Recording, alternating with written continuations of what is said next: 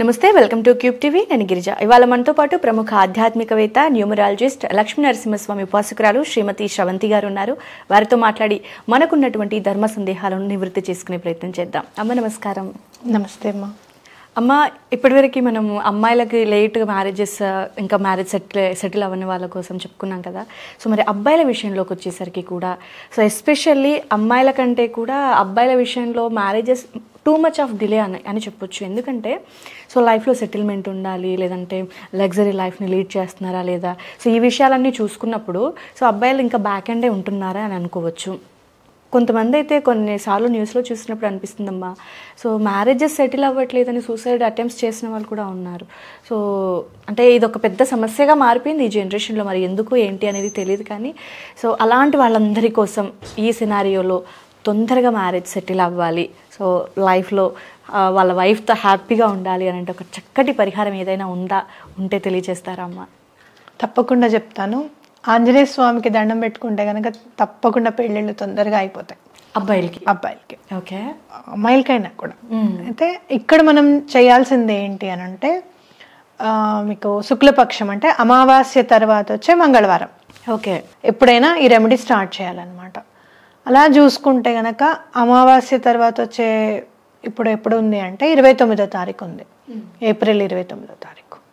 మీరు ఏం చేయాలి అని అంటే, నెయ్యితో చేసిన జిలేబీలు, ఓకే, ఒక 5 రూపాయలమైనా సరే. నెయ్యితో జిలేబీ చాలా కాస్ట్లీ అండి అని, ఓకే, కనీసం ఒక 2-3 జిలేబీలు అన్న తీసుకొని ఆంజనేయ స్వామి టెంపుల్కి వెళ్ళేసి అక్కడ స్వామికి ఇచ్చేసి మీరేం ప్రసాదంగా తీసుకోవద్దు, ఇంకా ఓకే, రిటర్న్ వచ్చేసేయండి.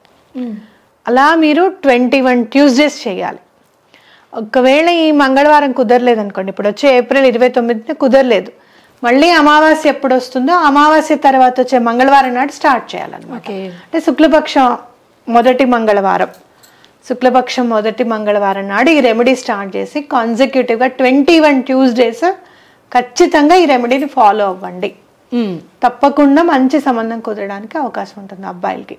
ఓకే, అట్లాగే మీరు చేసినప్పుడు మీరు ఏం చేస్తారు అని అంటే, ఒక 43 రోజులు రావి చెట్టుకి నీళ్లు పోయండి. మీరు 29కి స్టార్ట్ చేశారనుకోండి మంగళవారం నాడు, ఆ రోజు నుంచే రావి చెట్టుకు కూడా నీళ్లు పోయడం స్టార్ట్ చేయండి. ఓకే, రావి చెట్టుకి నీళ్లు ఆదివారం నాడు మాత్రం పోయకూడదు.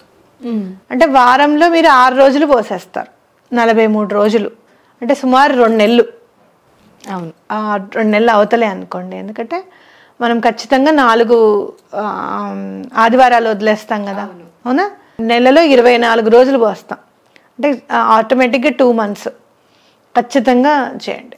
ఇంట్లో ఎవరైనా అడ్డు ఉంది, ఆడవాళ్ళ తల్లికి కానీ అక్క చెల్లెళ్ళకి కానీ ఏదైనా అడ్డు వచ్చింది, మీరు పక్కన కూర్చోవట్లేదు అనుకోండి, ఆ 4-5 రోజులు వదిలేసేయండి. సుమారు 2.5 months కంప్లీట్ అయిపోతుంది. ఈ 21 days అయిపోతుంది చక్కగా. మంగళవారాలు రెండో మంగళవారానికి ద్వితీయజ్ఞం కాకుండా చూసుకొని ప్లాన్ చేసుకోండి చక్కగా. అందుకే మీకు 29వ తారీఖు కుదరలేదండి, ఇంట్లో కొంచెం ఇబ్బందిగా ఉంది ఆడవాళ్ళకని అనుకుంటే గనక, మళ్ళీ శుక్లపక్షం వచ్చే మొదటి మంగళవారం నాడు ఈ రెమెడీని ఫాలో చేయాలి. జిలేబీలు మాత్రం తప్పకుండా నెయ్యితో చేసినవే ఇవ్వాలన్నమాట. మాకు ఇంట్లో చేయడం రాదు అని అనుకున్నప్పుడు పెద్ద పెద్దగా నేతి మిఠాయిలు అనే షాప్ ఉంటుంది కదా, ఓన్లీ ప్యూర్ గీతో చేసే షాప్స్ ఉంటాయి, అక్కడ వెళ్ళి కూడా తీసుకోవచ్చు, తప్పులేదు. లేదు ఇంట్లో చేసుకోవడం అలవాటు చేసుకుంటే కూడా మంచిది. సో అబ్బాయిలకు వచ్చేసి 21 మంగళవారాలు స్వామివారికి ఇచ్చేయాలి, బట్ ప్రసాదంగా తీసుకోకూడదు.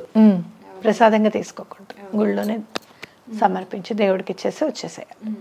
సో ఈ డేస్లో అలాగే 43 days కూడా రావి చెట్టుకి నీళ్లు సెకండ్ ఆప్షన్. అది ఫస్ట్దే చాలా మంచిది, ఇది కూడా చేస్తే చాలా మంచిది. ఇంకా ఏదైనా దోషాలు ఉన్నాయి జాతకంలో అంటే కనుక అవి కూడా వెళ్ళిపోతాయి, ఇంకా అవి కూడా క్లియర్ అయిపోతాయి. లేదండి మేము విదేశాల్లో ఉన్నారు మా పిల్లలు, అక్కడ ఎక్కడ ఉంటుంది రావి చెట్టు అని అనుకున్నప్పుడు ఖచ్చితంగా ఆంజనేయ స్వామి టెంపుల్ ఉంటుంది కాబట్టి అక్కడ మీరు గీతో చేసినవి జిలేబీలు ఎలా సంపాదించుకుంటారు ఇంకా అమెజాన్లు ఉన్నాయి, మనకి బోల్డ్ ఉన్నాయి కదా, అన్నీ ఎక్కడొక్కడి నుంచో ఇంటి ముందుకే వచ్చేస్తున్నాయి ఇప్పుడు. కాబట్టి అక్కడ ఎవరైనా స్వీట్స్ చేసే వాళ్ళు ఉంటే కనుక వాళ్ళని కూడా మీరు రిక్వెస్ట్ చేసుకోవచ్చు, కొంచెం ఘీతో జిలేబీ చేసి ఇవ్వండి మాకు అని చెప్పి. అంటే అమ్మా ఇందులో ఏంటి డిఫరెన్స్? ఇప్పుడు జిలేబీ అంటే మనం షుగర్తో చేస్తాము, బెల్లంతో చేస్తాము. సో ఘీతో చేసిందంటే ఇది ఇలా చేస్తేనే రెమెడీ పర్ఫెక్ట్ అవుతుంది అనటానికి అంటే నెయ్యి అనేది చాలా మంచిది అని మనం ఖచ్చితంగా చెప్పుకోవచ్చు. నెయ్యి అంటే మీరు మళ్ళీ ఆవు నెయ్యి యూస్ చేశారనుకోండి ఇంకా చాలా మంచిది, అంటే పరిశుద్ధమైనది. ముందు మీరు చూస్తే కనుక మనం అన్నం తింటూ ఉంటే కనుక నెయ్యి వడ్డించిన తర్వాత అభికరించాము అని అంటాం అనమాట. నెయ్యి వడ్డించాము అంటే శుద్ధి అయింది అని అర్థం. ఓకే, అర్థమైందా? అట్లానే జిలేబీ కూడా పెరుగుతో కలుపుతారని నాకు తెలుసు చేసేటప్పుడు కూడా. అట్లా మీరు ఆవు నెయ్యితో ఎవరైనా మీకు స్వీట్స్ చేసి ఇచ్చే వాళ్ళు ఉన్నారు అంటే కనుక ఆవు నెయ్యితో చేసేవైతే చాలా బెటర్ అన్న.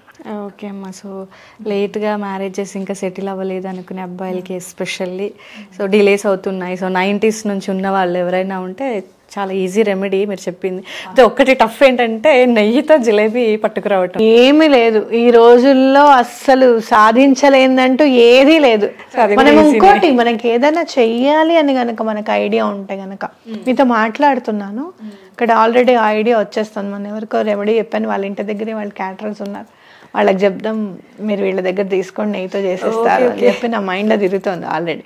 అంటే మనం ఏదైనా చెయ్యాలి అని కనుక అనుకుంటే అందులో భగవంతుడి విషయంలో ఏదైతే మనం కష్టపడి చేస్తామో తప్పకుండా రిటర్న్ అయ్యి వస్తుంది మనకి అని ఖచ్చితంగా చెప్పుకోవచ్చు. కాబట్టి తప్పకుండా చేయండి, ఎలాగోలాగా సమకూర్చుకోండి. సో ఈజీ రెమెడీ, చాలా యూస్ఫుల్. వీళ్ళకు మంచి లైఫ్ పార్ట్నర్ కావాలి అంటే తప్పదు, చేయాల్సిందే. చాలా చక్కటి పరిహారాన్ని తెలియజేశారమ్మా, ధన్యవాదాలు. నమస్తే.